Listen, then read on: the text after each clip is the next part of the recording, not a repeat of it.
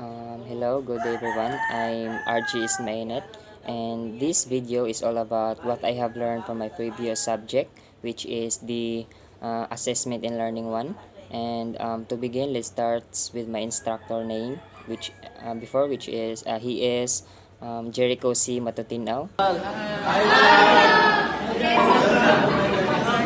He's really a very good instructor, nice and very kind, and I learned a lot from him. And I am going to state all my learnings in this video. So let's start with the what is test, what is measurement, what is assessment, and what is evaluation. So what is a test? So a test is an instrument design used to measure any characteristics, behavior of students, the knowledge and the skills of the students. And then what is measurement? A measurement is the process of assigning numbers towards the performance of the students, towards their skills, their behavior, or any type of assessment. And what is assessment? So assessment can be defined as both as a product and process. And what is evaluation? And evaluation means a process of making judgments towards the performance, behavior of the students, skills, and knowledge of a students. And we also tackle about what is assessment for learning, assessment of learning, and assessment as learning. So assessment for learning. So another term of assessment for learning is formative assessment, and this is done during and before assessment. One of example of these are pre-test, post-test, quizzes. So that's the example of assessment for learning. And assessment of learning, so this is done after the instructions. So example of these are midterm exam, summative exam, and final exam. And lastly, the assessment as learning. So this is somewhat we can call as self-assessment. So one of the example of this is essay type. This is essay type.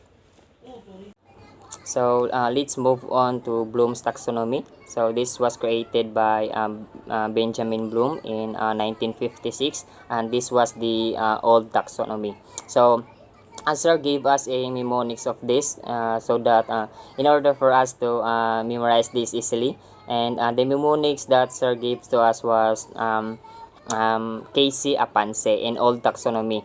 KC Apanse. So K for knowledge, C for comprehension, AP for application, AN for analysis, S for synthesis, and E for evaluation. Then in 2001, the Bloom's taxonomy was revised. Then in revised Bloom's taxonomy, the mnemonics there was Rho Apanek. So it means stands for R for remembering, U for understanding, AP for applying, AN for analyzing, A for evaluating, and C for creating. So that was the old and revised taxonomy. So there is just a small difference of this.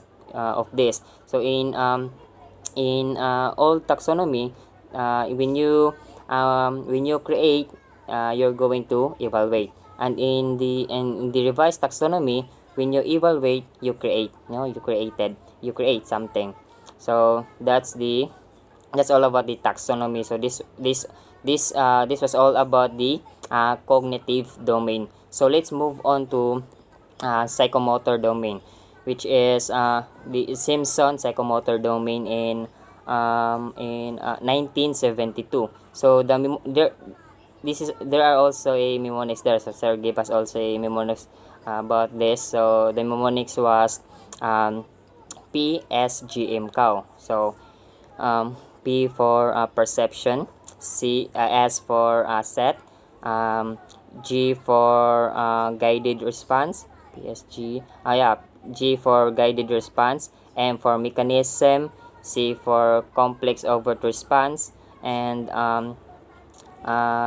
complex overt response, A for adaptation, and O for origination. So this was all about this is all about the psychomotor domain. And then in affective domain, David Krathhol in affective domain, the mnemonics there was Reres Voigt, Reres Voigt. Re for receiving, res for responding, V for valuing, O for organization, and I for internalization, and C for characterization. So that's all about the affective domain. Let's talk about the traditional assessment method and authentic assessment method. So in traditional assessment method, there are two parts in traditional assessment method. So first, we have the selected response and constructed response. Then in selected response, from the word select, so the students must select their answers, just like matching type and multiple choice. Then in constructed response, from the word construct, so the students must construct their answers, just like short answers, problem solving, and essay type. And since we talk about since I've mentioned essay, so we also have discussed the two parts of essay. These are the restricted essay and non-restricted essay. So in restricted essay, so this means that it has a certain instructions that the students must follow in doing their essay, just like the teacher will going to instruct that you must write a essay with 400 words, or write an essay with in every paragraph it must have a 8 to 10 sentences. So that's one of the example of restricted essay. Then in non-restricted essay, so this means that the students will have the freedom to express their thought in writing their essay. And to be simply, it's what we call as a no limit. They can express their um, thoughts. What else? We also talk about the portfolios. So there are three types of portfolios. These are working portfolio, display portfolio, and assessment portfolio. So in working portfolio, so this include the second attempt, first attempt, second attempt, third attempt, up to the best portfolio that the students made.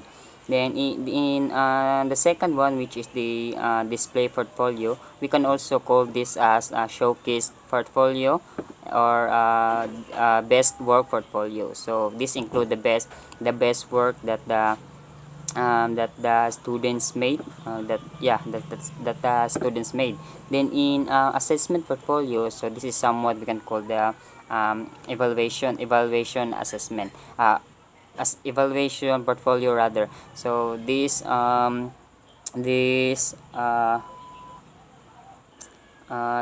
this is to document what has the students learned from the based on the standards and competencies. We also talk about the scoring rubric. So there are two parts of scoring rubric. First is the holistic rubric, and second is the analytic rubric. So the difference of the difference of these are in holistic rubric. So you're just going to grade a particular performance right away without looking at the some parts of the performance. Then in an analytic performance, so there are a lot of aspect that you must lock onto, just like the rate of the overall performance.